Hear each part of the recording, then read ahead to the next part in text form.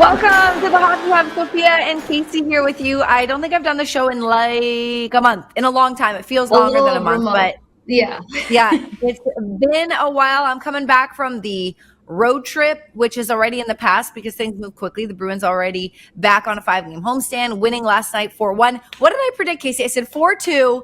And not that I was hoping for the second Calgary goal, but I thought it would have been really cool if I just nailed that score. But 4-1, big win for the Bruins. We're obviously going to talk about that. We have some sound from practice, and we have a couple of guests on. Daniel Paille of the 2011 Stanley Cup Bruins playing in a Warrior for Life Fund tournament game at Warrior, and Susanna Tapani of the Fleet, who's also going to the Olympics. So lots of guests. But Kasey, I haven't seen you in forever. Just want to catch up. How was your Christmas? How was your New Year's? And then we'll stop saying Happy New Year's after that. I know we've hit our quota, supposedly, I've been told, but we missed you here on the Hockey Hub. You've been killing it on the road, and Christmas was good. Family came up. You and I were talking off air a little bit about what it's like to have too many bodies in a 1-bedroom apartment. So it was nice to send them back in record time. And then I forgot that I had a friend coming up from Tampa for New Year's Eve. I made the reservations and everything just to take that off my plate because, as you know, in our line of work, things move very quickly. And she changed the entire plan on me last minute. So it just kind of had my nerves shot there because I was like, oh, no, this is my first New Year's Eve in Boston. I can't do the fly by my seat of my pants kind of thing at the moment. So my anxiety was working quite high. And then I was back home in time to watch the Oilers-Bruins game. Okay, so you did get to watch Oilers-Bruins, which means countdown was at home for you, right? Like you stayed in and saw countdown home. Nice. We did an earlier dinner, so we went down and tried out Serafina and Seaport, which is amazing, by the way. Luckily snagged 2 bar seats. So that was kind of the whole plan that she changed because she wanted to go sit at a bar instead. And I was just like, oh my gosh. And then she had a 6 a.m. flight out the next day. So at that point, I'm like, I'm not sleeping. What's the point? So then the early coming back part, I didn't understand because I did want to stay out and see the fireworks for my first time in Boston, but at least I got to watch the Bees win. Okay. Yeah, no, obviously I was working that game and it was so fun. Like back in the day when I was like 25, I used to be so resentful for having to work. And as you know, we grinded in this industry. There's no Christmas, there's no New Year's, there's no holidays, there's no Easter. Like in the sports business, because most of the games are at night, you're working. I used to be so resentful, but it was so fun to be around the team. And then obviously they had that big win, snapping that losing streak. Like it was getting dire in terms of vibes. And, I'm a big vibes person. It's tough. It's tough when, people are losing and then maybe they're not saying the Bruins are, but are they blaming each other or what's going on? And you're just in there asking questions, being like, how do you get out of this? Heavy emotions. Yeah, gauging emotions, having the same questions like how do you take fewer penalties, which they don't have answers for. So that was a really big win. You couldn't write it better. Fraser Minten scoring twice and the OT winner, like you could not have written that better. So that was really good. And then in Seattle, obviously not how the Bruins wanted to end that road trip, but I do have a funny story, and I hope it's funny now that it's not in the moment, but Bill Burr was at the game because he was performing, I guess, or he was like having a show the next day in Seattle. My mom loves Bill Burr. That made her a Bruins fan, by the way, guys. Oh, really? Yes, Bill Burr sealed the deal for my mom. Okay, so cool. He's so funny. I'd never met him, but he was in the hallway, going to meet the guys after they won or lost. They made that push at the end. But I was in the hallway with him. I'd never met him, and we were kind of like standing beside each other. And like, of course he's a comedian, so of course he has something funny to say. But it's tense. Like when the guys come off the ice, you're not smiling at them when they lose like that, especially. Mm-hmm. You're not like, hey, you're just, you put your head down, you try not to make eye contact, you respect they're not in the mood. And like he like comes over to me and he's like, it feels like when my dad was mad at me and everything was like tense. This reminds me of being like a little kid, but he said it like in this playful way. And I'm like, that's so true. Like, it's so true. Like being around the locker room when the guys aren't winning, and especially if they lose in like a bad fashion, you're like, yeah, it feels like one of your parents is mad at you and you're just like tiptoeing around, tiptoeing around the room. Like you just got caught. Yeah. Like you just got caught. I can picture how he says it. Yeah, part of Yeah, what makes yeah, him extra funny though is like the very authentic, like he still has his authentic Massachusetts accent and stuff, and just like his whole yeah. humor behind everything is ridiculous. So no, watched a lot of Bill Burr with my mom, so that is funny, and I can imagine that's probably the better way to describe the guys because nobody wants to disappoint Marco Sturm. Like, not that he's scary, but he's very stern and he knows how to deliver a message. So I think I'd be walking down a little head shielded myself. Yeah, and there are losses when the coach knows, and we'll move on to the win because that's where we're at right now. But there are losses when the players know, the coach knows, they poured their heart outs, and just a bad bounce or something happens. Fine, but there were a couple mistakes in the second there, some bad penalties, et cetera, that just was adding up, and coach called them out after the game, but they responded yesterday against the Calgary Flames. 4-1 the final. Felt like they were in control the entire game, which was great. Joonas Korpisalo, you guys on chat asked me about whether that was the right move or not, and he had a fantastic game. What stood out for you with the Bruins and Flames 4-1 win? Yeah, and great breakdown on just kind of how he can kind of get back set and how he wants to get back set. I remember asking Adam to bother Razor for me and just see if like extra time off the ice maybe just gives you more one-on-one with your goalie coach to really lock in on something that's not clicking for you. Because with the little practice time, the condensed schedule, like goalie is the most tactical position on the ice, so they don't always have that chance to work out those technicalities. So I thought that was something that Korpisalo needed big time, and he even talked about the fact of how things were just going well in front of him, and I think that that's something else that this team has taken responsibility for, and that we've seen in some of these winnable games. It's just like the guys haven't been able to fully be in connection in front of the goaltender, whether it's Swayman or Korpisalo. So I love that for Korpisalo because you need a strong tandem when it comes to goalie, especially if you're going to try to make a push and keep dancing with this wild card spot. My favorite part though, so Husnudinov. It's just so electric watching him play. And when he's in those modes where it's just like his play is so loud, I think that it's great. Like I remember putting out a tweet last night being like, I just love how fearless Husnudinov is. And it was funny because it was Rasmus Anderson that tried to like go at him for a minute. Now he's got 40 pounds on him maybe, and he's like 6'1" to Husnudinov's 5'9", and he doesn't give a crap. And I love that kind of energy, especially because it fits the bill of what this team wants to represent. But the kicker to it too was like Pasta right outside of him, just kind of laughing at how the whole thing was going down. But you saw that Pasta was going to be ready to protect his guy if need be. But when I tweeted out the scene that I saw, everybody was just going crazy about how much he's just proving his top six ability. And like, I love that there's that trust factor, but there's that accountability that if you need Husnudinov on that top line, he's going to be a driving force up there, whether it's opening up lanes, having beautiful backhanded passes to Pasta, to Lindholm to open up the goal. So, you know me, I'm a big singer for the underdogs, and he just continues to add respect to his name and really get this fan base excited for him. Yeah, I loved that pass that guys were, Billy and Barry even said on air that when he first kind of slowed up and turned around, they were like, "What are you doing?" And then it ended up being so beautiful, right? He knew what he was doing. Hold your breath for a second. Yeah. Yeah. And then Pasta knew what he was doing, and Lindholm was just waiting. But no, I love that kind of flashiness, the moves, like you said, the freedom that he's showing and feeling, and he hasn't always. It comes out in flashes, but he's young, and let's see if the confidence, that can string together more and more consistent. But loving what I'm seeing. And just so you know, we've talked so many times about how he doesn't speak English a lot, and he's learning, but how's it going? Yeah, what I want to say was that if he spoke English, if he was fluent, I feel like he'd be one of the funniest guys and the most playful guys in the room. He's very playful, and he uses so. He doesn't love doing interviews because of his English. And so when he walks by, he sees me holding the mic. He walks by and he always goes, no, thank you. No, thank you. Even though he knows I'm not going to talk to him, or I'll pretend to be like, Marat, and he will run away. He's got this playful, youthful energy that, for example, I'm trying to think of someone who does speak English.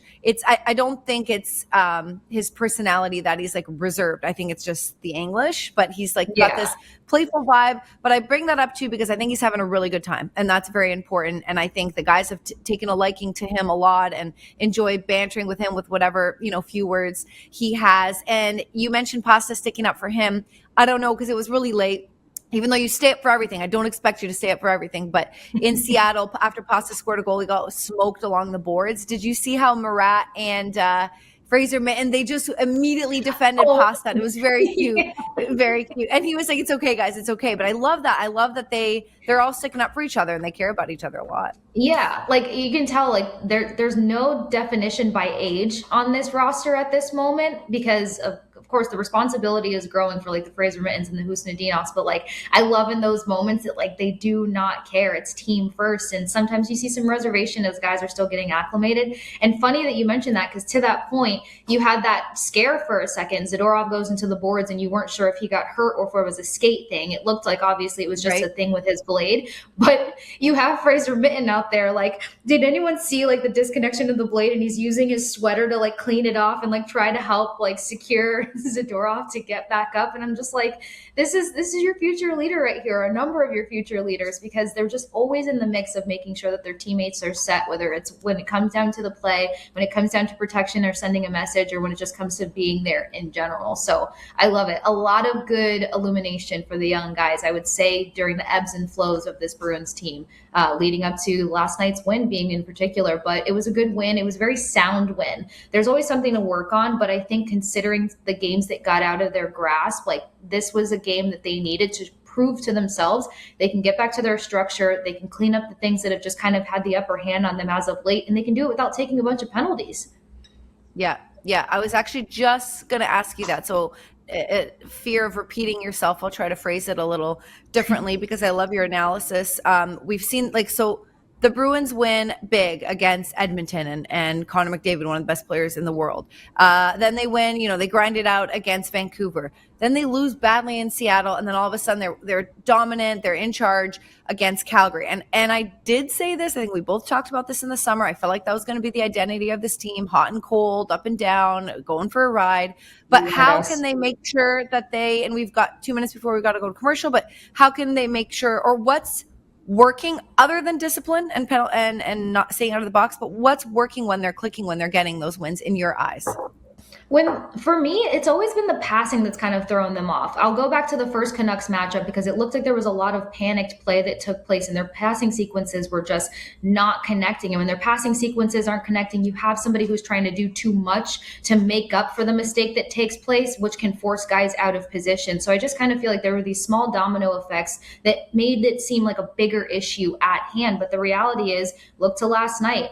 Really good communication, really clean, concise passing sequences. They were able to spread out Calgary's defense and cause some confusion. And when they're sharp on their communication and their passing and there's less panic and less forceful plays, then this team really does click. And I think it speaks volumes that they can do it without the original lineups from the beginning of the year or the lineups from previous winning streaks. They can do that with the blend that took place and everybody just knowing their role and being able to communicate their role. So I always kind of look back to the formula of how far away they get from their simple structure, because this P&B formula feels like simplicity is the key overall. Okay, love it. Love your analysis as always. We should have some sound for you guys at the end of the show from practice. Kasey and I got carried away chatting, but we're going to send it to break. We have Susanna Tapani joining us from PWHL Fleet. We're going to talk to her about the season, about the upcoming Olympics, and a whole lot more right after this. Welcome back to the Hockey Hub. Sophia, Kasey, and Susanna Tapani joining us right now from PWHL, from the Fleet, the Boston Fleet, doing well. Great season so far. And of course, we're going to talk the upcoming Olympics. Thank you for joining us on the show. Thank you for having me. Obviously, a very successful season for you guys so far, but I know what counts at the end is a championship, and that's what you guys are going for. But, so many places to just start. I wanted to start with the last game that you guys played. Agganis Arena was full, sold out. What were the vibes like? And of course, you were facing some former teammates as well. Yeah, it's always cool when you sold out the rink, and we heard it actually before the game already, so we were super excited for that. And it was amazing atmosphere for sure. We get a lot of energy from the crowd, and our fans are just so awesome. And yeah, it was kind of weird to play against our former teammates, but yeah, like during the game, you don't really like notice it anymore. And we just wanted to get those 3 points, and we got them home. So that was good. I can picture how much the fan base really gives you guys energy, because season by season, they just get larger and they get even more fanatic to support you all. Very unique season having a new head coach, but what's it been like to find so much success underneath a new head coach and with so many new faces on the Boston Fleet roster? Yeah, I don't think a lot of people actually expected to like that happen that fast, but we're just so glad that it happened, because it's always easier to start your season with some wins, and yeah, like it's been awesome. We just like click right away, got some new rookies in the team, and the coaching staff is like half of them are new, but it just like clicked right away, and now everyone wants to get our head for sure, and we just try to keep our game and just get better every day.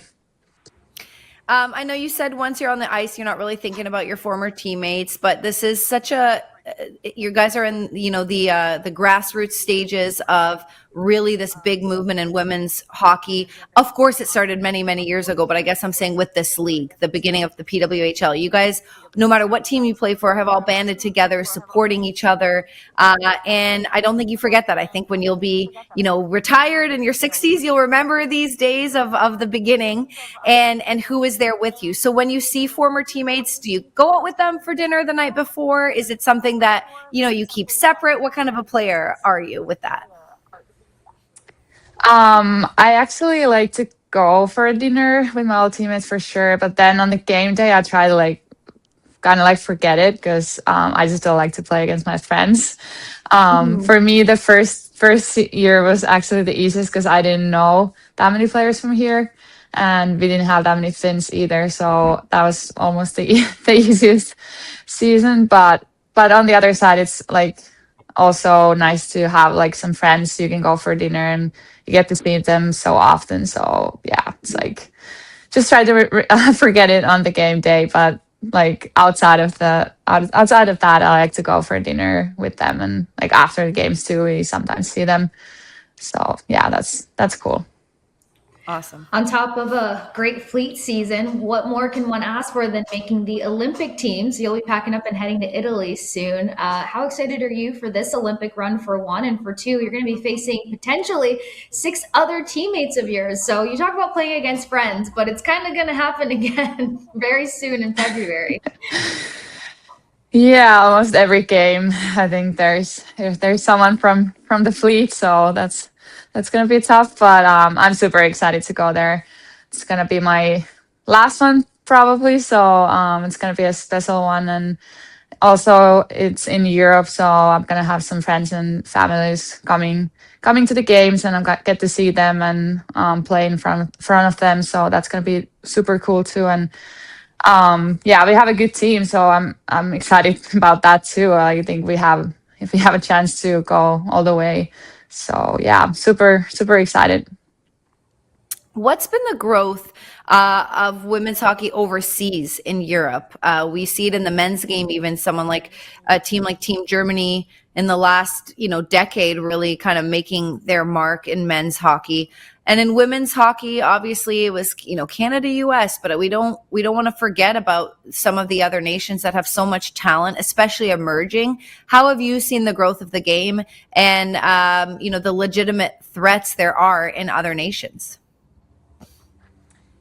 I would say it's going to the right direction for sure, but it's pretty slow. I think this league will help a lot, because now the girls have someone who they can look up to, and they have something they can like dream of, maybe playing here or in the college. But yeah, it just takes some time, and we just need more players in Europe. But this helps a lot actually. So yeah, I'm super excited to see where it's gonna go. What would you say are some of the differences competitively between the Olympic stage and the growth that's taking place in the PWHL right now, or as Sophia was talking about, just the growth and competition in women's hockey, especially stateside? Um, can you repeat the question? Sorry. Like, is it more, how would you say the competition is on the Olympic stage in comparison to the day-to-day PWHL season that you guys have? Because I know the rules can be a little bit different. They can vary and become a little bit more skill set wise, Olympics, and not as much physicality. How do you guys still remain so competitive? Yeah, like I mean, this league is like super, super competitive. Like it's so physical. The small ice makes it so much more physical. So it's feels like kind of like a different game sometimes, but I mean it's same for everyone. And I think still like playing in this league helps you to like just be ready for those games too. And especially like playing against these like the best players in the world, it helps, at least for me, it helps a lot to play those games when we play against the USA and Canada, because like before we didn't really play those games ever. So it was like always took some time like in the tournaments. And now I feel like I'm already like ready for those games. So it's like gives you confidence too. And I feel like it gives confidence for the whole team because they know that we're like, we know how to play these games, and then we can maybe help the other players too in our team. When you were a kid, so you said now, some of the young girls in Czechia and Switzerland and Finland can watch you guys play. And with the internet now, you can kind of find anything. But when you were a kid, did you have a male Finnish role model that you looked up to, or was it a female somewhere? No, I actually didn't even know that the girls could play hockey. So I definitely didn't know anyone before I joined the national team. So yeah, for me it was always a male hockey players that I followed up, and then of course some ring out players I looked up to, but and some other sports too actually. So it was just like all over. But yeah, I didn't know any players, and that I feel like that helps so much. It's so awesome to see like how the girls and the little boys too, like they look up to us, and it's just so cool to see. A lot of inspiration coming from what you guys are doing, that's for sure. A little bit of a dramatic note for a second. We've been seeing all kinds of conversations coming out about the conditions of the ice for the Olympics. Is this something that you've seen and heard about yet? And do you have any personal thoughts, just kind of, how to prepare yourself to not be distracted by this, but, to be able to still protect yourself and your play? Yeah, I've been I saw some news actually from the Finnish news.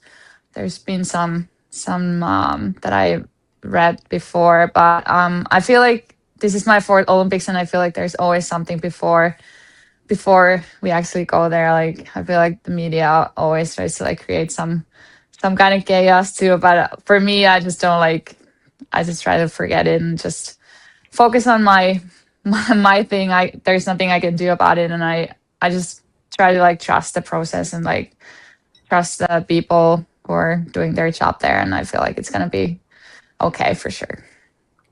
Yeah, you're right. I mean, everything's always down to the minute, finishing courses, whether it's for skiing or snowboarding or, it is a big production, but obviously we hope that the rink is good, that your dressing rooms are good. And I know it's out of your control, so you can't really worry about it, but fingers crossed that arena is going to be done. When you're there, I know, like you mentioned, it's your fourth Olympics. So, and you've won a couple of bronzes. So congratulations on a few of the most recent ones have been in Korea, in China, all over the place. When you're there, I know you're focused on the game, but are there any other sports or athletes you like to go watch and support? And do you even have the time to do that? We went to some other events the last Olympics, but not that much. It just like the other villages are kind of far, and we were with the men's hockey team in the same village, but probably gonna go to cheer for them for some games. It's kind of cool to have the NHL players there now, and I actually know a couple. I've been skating with them in the summer, so it's gonna be cool to go to see some hockey. But other than that, I don't think if we have time to go anywhere else. I would like to go watch some like skiing and those, because Finland is very good at those. But we'll see. I hope some other too, because I think I've been watching hockey too much lately, so it would be nice to see something else. Take a break. Yeah. Okay. Yeah. Well, because Sophia asked the golden question, I have to ask: if you could compete in another Olympic sport, what would you do? Ooh. Oh, that's a good one. Maybe I would like to try speed skating. I think that would be It's pretty good insane. for me. But yeah, looks cool. The short track maybe, because then you can go like super fast couple. I don't even know how it works, but we like to try at least. I love And it. have you ever trained with a figure skating coach? Because Casey's doing that right now, I believe. But also, I know some NHL players just working on their edges. You know, they talk about the balance, the core, how hard it is. Have you ever trained with one before? Yeah, we actually have a figure skater like every summer there. So Oh, I've awesome. been doing that for like so many years now, and yeah, it's super tough, but I actually like it a lot because then you always have to like be like very focused, and you always learn some new things. So yeah, it's super cool. It does not get boring, or at least on my end, I can say it does not No, get boring. And every day no. can feel different on your edges. Like right now, I don't like my inside left edge. We're not friends. I'll figure it out another day. That's so. Susanna, before we let you go, just a look ahead to this weekend's game. Could you just share what you guys are looking forward to, and how you guys are emotionally preparing and obviously physically preparing to face your next opponent? Yeah, we're actually traveling today to Halifax. It's gonna be cool new city to explore. And then we practice tomorrow there and get ready for the game. And yeah, we just got a huge win last game, and the last game we played against Ottawa, we lost in shootout. So we really want to get back there and get 3 points from them, and it's gonna be a tight one, like they always are. But I feel like we're ready for the for the game. We're really excited to play in Halifax for sure, and it's gonna be another good atmosphere for sure. Okay, well, best of luck on Saturday. Enjoy Halifax. It's a very beautiful city. And best of luck in the Olympics as well. I'm just so happy to see the women's game growing, not just in North America, but overseas. Thanks for taking the time with being with us. Thanks for having me. Yeah, thank you. Perfect. Casey and I will be right back after this. We're just going to go to break. We'll see you in a sec. Yeah.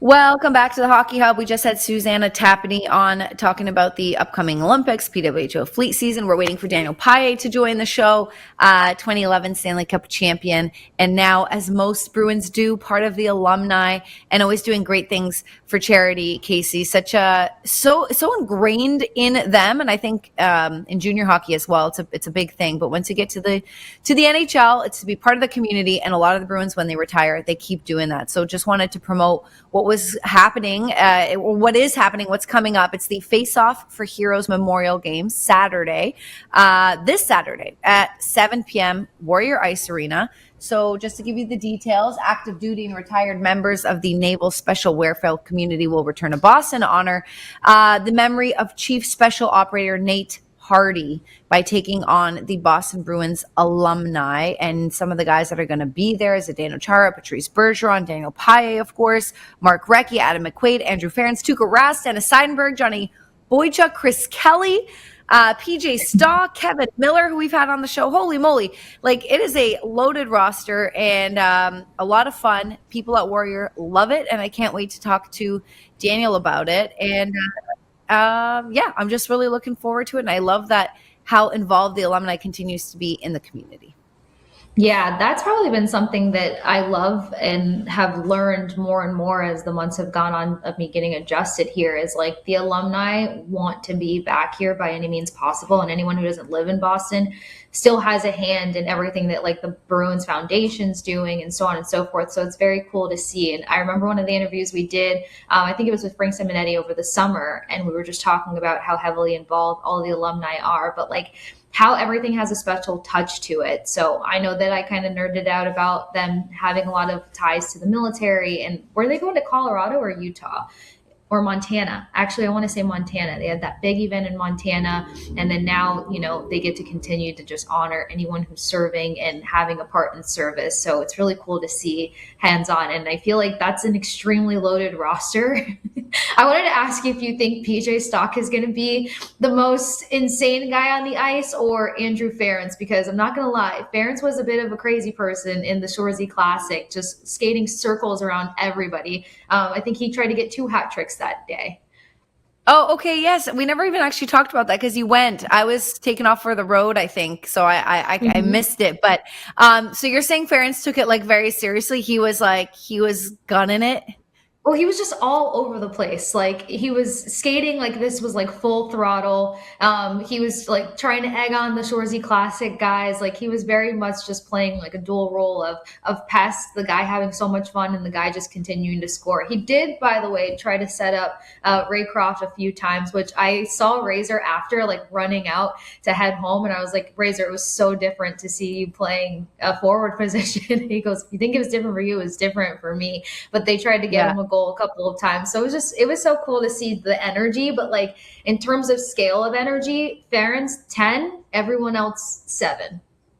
Yeah. Okay. Well, Peach, I think, has played in several of these, and I've actually never watched him. I know that up until a couple of years ago, he was playing rugby with like 18-year-old young men, and he's in his, I think, just turned 50. So he's still got it. You know what I mean? Like, he's playing rugby. That's a physical sport.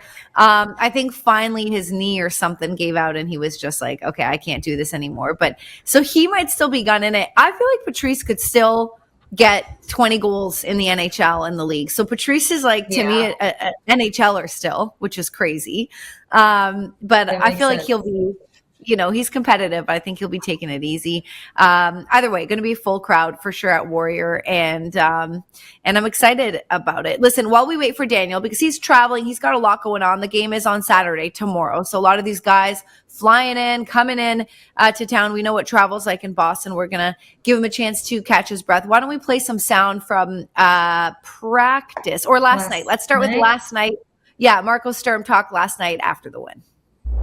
Overall, I'm very pleased with where we at right now. Sure, there's some stretches, games I would like to have back, but I think at this point now, at least I think everyone knows now how do we have to play, how do we have to defend, how we have to be in transition, whatever it is, special teams, you name it, to have success. I think that's something I think we know as a group. Being more consistent, I think that's going to be the next step. And I think I mentioned it before too. It's second half of the season now. It's everyone knows now who we are, how we play. There's no surprises anymore. So there's the details, the structure have to come in place, and also now your best players have to be best players every night too. It doesn't have to be on the score sheet, but they have to be present every night. Okay, Marco Sturm last night after the Bruins won 4-1 over the Calgary Flames. So he was like, everyone kind of knows how we play. There are no surprises. Yeah. I mean, there's still surprises for me. Like, I'm like, wait, I don't know how you guys play. So I don't know what he's talking about. But I mean, yes, he's right. When they're playing well, I think teams have scouted and they know their strengths. But the interesting thing is, and I think at the beginning of the season, we didn't know what Alex Steeves was like because he wasn't playing. Then he got called up or came up. And then same with Murat Husnadinov, changing lines. Same with Matej Blumel, who was injured, a minute in. So if he gets another chance, there are certain things we still don't know. Do you feel like you've gotten a good read on what this Bruins identity is when it's clicking? I felt like I did, because I remember maybe at this point it was like 6 weeks ago when we were talking about it on chat. It was always like Travis would try to be like, we know the identity of this team. And I'm like, we don't, because they're showing so many different kind of looks to make things happen. They surprised us by being a team that can score. We thought that they were going to have 80% 2-1 games or maybe 3-2 games that would take place. And that's just hasn't been the recipe for this team. So I'd say that what surprised me and what's veered away from the identity that I thought that they would have is like the hard to play against team. They're hard to play against because they don't quit. Like the fight in this team is fantastic to watch. And we've seen that not only help them climb back into games, but kind of take over a number of games. But I feel like I thought defense was going to be their advantage. And I feel like that's something that they still want to find a lot more consistency in. But maybe that's why Marco's like, hey, there's no surprises here because we know our weak spots and we know how we work against ourselves, because a number of the losses they've had this season was self-inflicted, at least in my personal opinion. So I feel like that's been a cool surprise, but also helps you wonder how they're going to fully solidify their identity, because they're not just a P&V team that's going to win 2-1 games if they get a chance to win 2-1 games or have more overtimes than anything else success-wise. When they want to close the door on a team, they have the capability to do so. And I think last night is another kind of result of that. Yes, and we got to remember the first couple of months, and Marco Sturm was on the podcast on the Hockey Hub with Brick and I a couple weeks ago, or about a month ago. December. And he was saying that, he woke up one day in November and he said he woke up and he's just like, okay, I think they got it. I think they got kind of what he's been implementing and the system. So if we're talking November, we know it's been a condensed schedule. I think it was like 15 games in October, and then give it another like half of that, 7 or 8. You're talking 20 odd games that it took. And it's still work in progress, but that it took to get over that initial hump of what this is going to be. Take that away next year, and I'm not looking ahead to next year already, but take that away next year when you have all the season to go through it, training camp to go through it, more practice time because it won't be condensed. And we're looking at a very different team. And I know the question was like, what's the identity of this current team? But I'm kind of grouping that into like the, 1, 2, 3 years. We don't know what that's going to look like when the guys finally understand the system. And then February, the Olympics. Sorry, say that again. The young guys? The young guys that might end up making this roster in the next 2 to 3 years could change the identity of this team. 100%. Even one of those guys, blowing up can change the identity of this team. But really quick, we're going to send it to break. I was just going to say, not that I want anyone to be hurt, but every team's going to go through something. The Olympics might change the identity, and then you got trade deadline right after. So it's basically a blender still in my mind. But at least we've got some consistency with the Bruins. Kasey, we got to send it to break. We're going to be right back on the Hockey Hub after this. Welcome back to the Hockey Hub. We have our guest, Daniel Paille, 2011 Stanley Cup champion with the Boston Bruins and a proud Boston Bruins alumni who's going to be playing this weekend in the Warrior for Life event that we mentioned early on the show. Daniel, thank you for joining us. And my first question is, are you at Warrior right now, currently? At the moment, yes. I have arrived at Warrior, and we have a 2 o'clock practice where we're going to kind of have like a little shinny game against the Navy SEALs and then the rest of us alumni. So it'll be a fun experience. Oh my gosh. Okay, I want to get you back in the room then. We'll make this quick so you can get ready with the guys. But my second part to that question is, how awesome are these practice facilities? I know you guys didn't have it as nice in 2011. Like, how sweet is Warrior Ice Arena? The guys are always, Patrice, who went through both, he was like, this is unreal. It's amazing. I mean, when we were practicing before, I think I missed it by a year or two after my time here. But my first time coming in here, I think it was about 5 years ago, and I was amazed and wowed, and definitely a cool experience. And to get that outdoor look as well, just it's pretty cool. Yeah, awesome. I can say that Tampa Bay doesn't even touch what the Bruins have for the practice facility, and that's tough for me to say, but I love the Bees. Daniel, I got to ask, of course, with an event like this, and then you just casually mentioned going against some Navy SEALs. Those are kind of like the toughest dudes in the world. So what's an event like this mean, especially what it contributes to, but being able to kind of continue to have that play, that love for hockey, but it goes to something so meaningful? Well, I mean, for myself and just talking with the guys, we get to speak to the Navy SEALs and just their experiences of what they've kind of went through and what their challenges are towards after, with everything. So for us, it means a lot, because I think we want to be connected in some way, and that goes for everybody, right? So it means a lot for us to be here. I believe that New Balance also has agreed to sponsor for the next 5 years with the Warrior for Life Fund. So this will continue on, and I think that's something that just means how special that it's become for not only the people involved, but just the people around the world, just to kind of grow amongst, because it's not just this event, but how they just kind of play around everywhere. I love how the Bruins, whether it's retired players or up, the Providence Bruins, like coming up in the system, and the current Bruins continue to be involved in the community. So thank you for being part of that. Kasey and I were taking bets as to who's going to be the biggest hardo on the ice. She saw Andrew Ferentz at a charity game recently. She said he was skating circles. Who's your bet on? Are you still super competitive out there? Yeah, I'm definitely competitive in terms of winning. I think I've laid back a little bit more with terms of playing on that ice, but I'm looking forward to it. I mean, I expect Zdeno. He's obviously always a competitor in himself. Same with Bergeron. Ferentz obviously looks great the way he's been kind of fitted there. But no, for myself, I'll put my money on obviously Zdeno. All right, we'll bounce off of that then. He's got a big night coming up, but of course he already had his Hall of Fame speech. When's the moment that you knew that this was a Hall of Fame guy, hands down? We've heard so many fantastic stories, so if you have a story to add to that, we'd love to hear it. No problem. For me, I mean, you can kind of see it in the making when you're playing against them, but then being a part of his team for 6 seasons, and for me, he just has this character in him where he shows a really good sense of emotional intelligence. So he can be hard on you, he can be understanding, he can be empathetic, and for me, like my biggest story for him is he's always willing to be.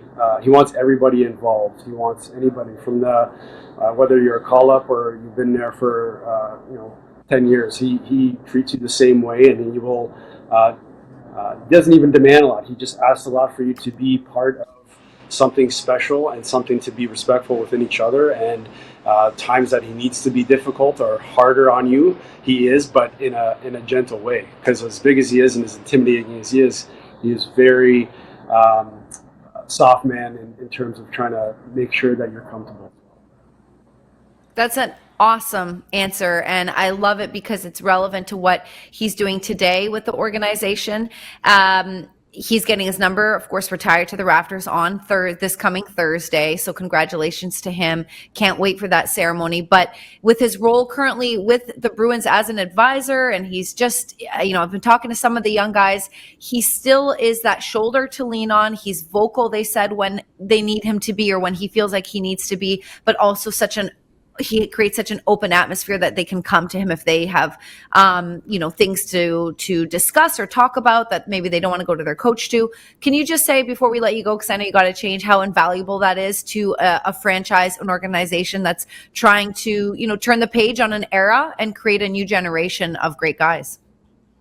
Well, I think, I don't think you can ever have too much of that. I mean, there's a leader in Zdeno that you don't see too much in a lot of organizations, but it's someone like him. You came in here and kind of just helped build the culture into Boston, and obviously he's been retired now, and most of the other guys as well.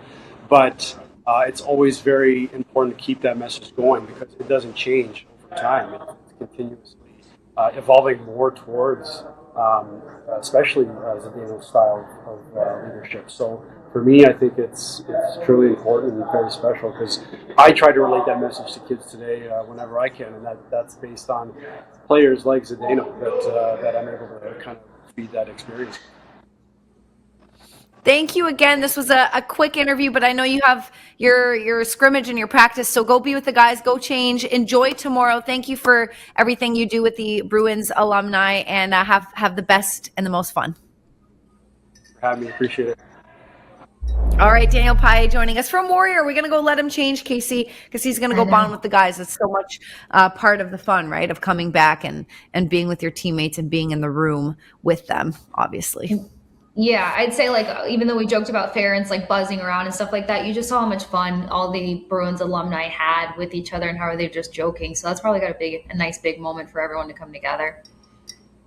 So last and the only time I ever went to a Bruins game as a fan, because we work so many of them, was against the Rangers, Black Friday. I was so excited after this podcast, and they got blown out. Didn't you? Yeah, I took my friends, and it was like, I don't care if they lose, but vibes were down early on. It was just like no vibes. So hoping for a better fate. It's going to be on ABC tomorrow, but hoping for a better fate at 1:00 against the Rangers. Marco Sturm actually talked this morning at Warrior about the last matchup. So let's have a listen. Yeah, that was a tough one. Different reasons.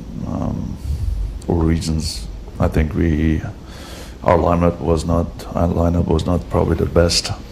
I remember a lot of guys coming back from that road trip. A lot of guys didn't dress. Our best players didn't dress, so it was a tough lineup. But it was just the timing of it. Everything was just not good that day. So no, I think. I better hope we're gonna have a better game tomorrow against the Rangers, because last time when we played them, that was not us. Yeah, it was definitely weird, just very un-Bruins like you said, even when they're losing, they're grinding it out, they're really competing, they're trying to stay in it the whole time. So Pavel Zacha and David Pastrnak were both out. They should both be in this weekend, and the Rangers with some injuries on their end. What are you expecting out of this matchup this time, Kasey? Yeah, that was a big surprise for us because we did a Black Friday show, and then as soon as we wrap up the show, we find out that Zacha and Pasta are not playing. So those are obviously two huge drivers for this team, but they're going to be without Shesterkin, which has already kind of rattled them a little bit because this is a guy that they rely on heavily to keep them in games.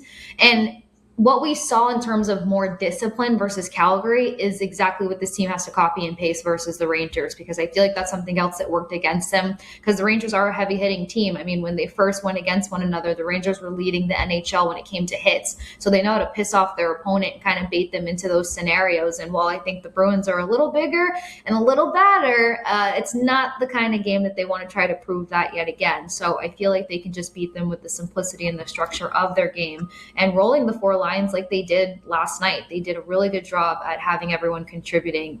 Having that fourth line kind of be your momentum and your energy line was tremendous. But I think everyone fed off of everyone and the play that was being contributed all around. So they have everything it takes to make a statement win. I'll say statement win versus the Rangers. Plus, it's like my least favorite team in the NHL, so I'm begging for them to do that. Okay. I didn't know that. I'll have to ask you about why another time. But I do like the fact that you bring up statement win. Statement in many ways. Like, we remember how poorly we played and how you guys beat us. There's a statement there. Statement, and we're going to string two good games together in a row. Statement, and let's take advantage of this homestand and the fact that you're not really getting rest because they're probably still adjusting to the time out west, and it's a 1 p.m. game. But in so many ways, good point. It is a statement game. And what I do like about this matchup, I know you hate them, the Rangers, but even though they're not a division rival of the Bruins, they do seem to be just a constant rival. I mean, obviously original six, so there's that. But I do love that you just get up for these games no matter where they kind of are in the standings. Yeah, absolutely. There's definitely a rivalry to it. I mean, I think there's so much just New York versus Boston that I was privy to before even getting up here. For me, as a kid, it was just like seeing this team too much when it came to Eastern Conference Finals, or just kind of like having to knock them out of the way for my obviously childhood team to pave the way somewhere. So that's all it came down to. Nothing too personal against these guys. Okay, well, that's at 1 p.m. puck drop. So again, that's going to be on ABC. The Bruins are going to be back on NESN against Pittsburgh on Saturday. Odd time there, 5 p.m. So again, short turnaround for the Bruins, but it is what it is in this condensed schedule. We have like a minute 30 left, I think, and I wanted to get to shoot and pass, where Kasey and I pick things that we either shoot or pass on. But since we have a minute, I'm going to just pick one, okay? For you. I'm looking at it. How about this one? Because we started the year this way. People should no longer be saying Happy New Year to each other. It is officially January 9th. Shoot or pass, Kasey? I agree. We're done with Happy New Year, unless it's the first time you're addressing somebody for the year within the first 2 weeks of the new year, because it feels kind of rude. You haven't seen them. Yeah. What do you think? Okay. I mean, I would agree. Like, I don't think I'm saying that to my best girlfriends. Like, it's more of a formal thing. You say Happy New Year to like coworkers or colleagues. You say it to your best friends within like the first day or two, your family, whatever. And then I'm not calling up like, Yeah. I'm not like calling up my girlfriend in Toronto and being like, Happy New Year. Still, like, she doesn't care. But like a coworker or maybe in an email, I would agree if it's the first time you are talking to them, let's give it half the month. The cutoff is the 15th. After that, what are we really doing? What are we doing? Right? At that point, you feel awkward. You don't know how to send an email, text, or talk to somebody. You need it as like an opening statement. Okay, we have a minute, but I want to throw this one in there. Skating outside is better than skating in a rink, shoot or pass. Ooh. I'm taking too much time on this one. There's just something so magical about skating outside, and I haven't even got to do the like really cool skating outside that I'm sure you grew up with and so many others have told me about, but I did Central Park and a few other things. I mean, in terms of like the excitement, I love outside, but you can't beat inside the rink where you can skate for hours and just ignore the world. Okay, I would say outside all the way. I'll take you to some of my secret spots in Boston. But guys, we got to go. We're signing off. Kasey and I will be back on Monday. Have a great weekend. Bruins tomorrow at 1 p.m. Back on NESN 5 p.m. on Sunday. We'll see you then. Bye.